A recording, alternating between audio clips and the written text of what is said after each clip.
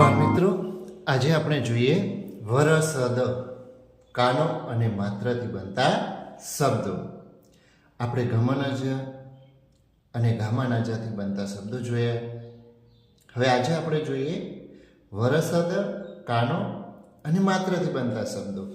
તો હવે અહીંયા વ ર સ દ કાનો અને માત્ર. વ અને ર ભેગા કરીએ તો અહીંયા બને છે વર. ર અને સ ભેગા કરીએ તો બનશે રસ. સ અને દ ભેગા કરીએ તો બનશે સદ. ર અને વ ભેગા કરીએ તો અહીંયા બનશે ર. સ અને ર ભેગા કરીએ તો બનશે સર.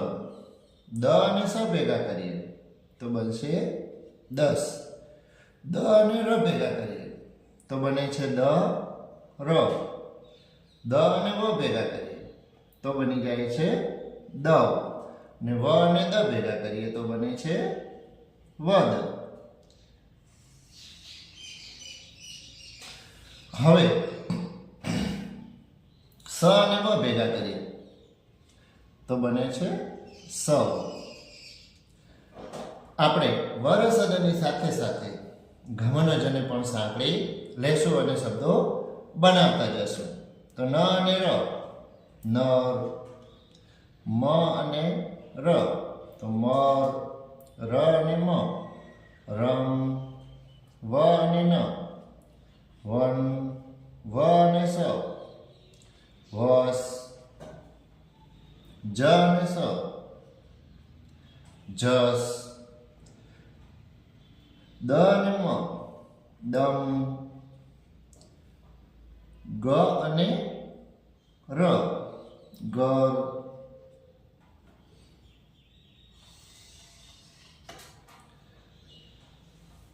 ત્રણ અક્ષરના પણ શબ્દો બની શકે છે, જેમ કે વ ર સ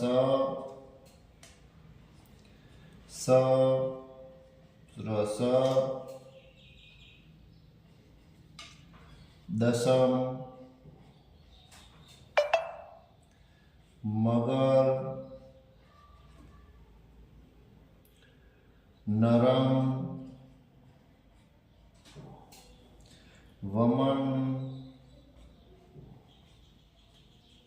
રમણ.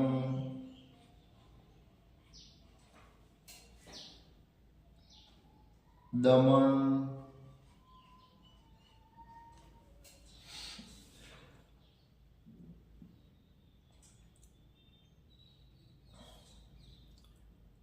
અને સરળ.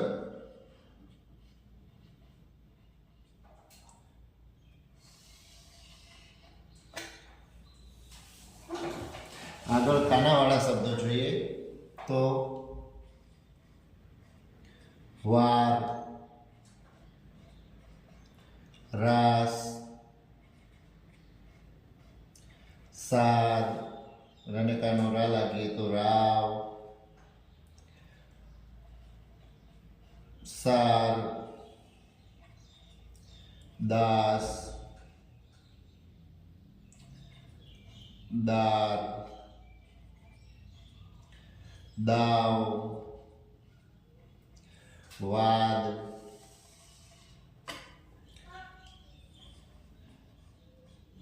સાવ. નારા. માર. રામ. વાણ. વાસ. જાસ. દમા. ગાર.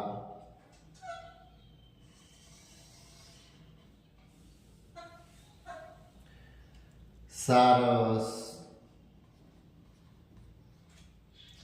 વાનર.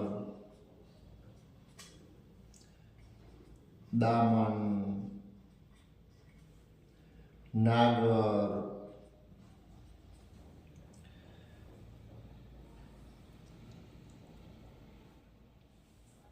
દેવ.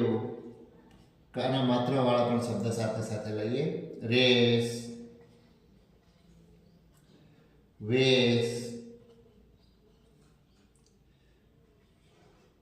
નેમ, જેમ,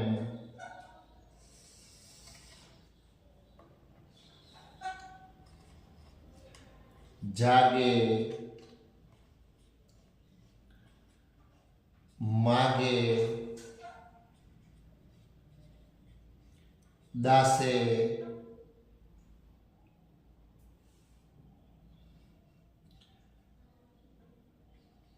વાદન,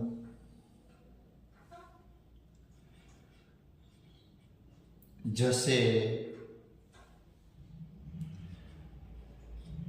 રમશે,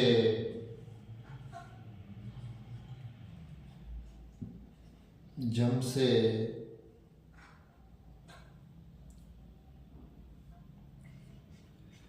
વાસે, નાસે. આવા બીજા ઘણા બધા શબ્દો આપણે વરસદ, કાનો, માત્ર અને ગમનજનો ઉપયોગ કરી અને બનાવી શકીએ. તો આવા વધારાના શબ્દો તમારે બનાવવાના છે અને કોમેન્ટ કરવાની છે. જો આ વિડીયો સારો લાગે તો લાઈક, શેર અને સબસ્ક્રાઈબ કરજો.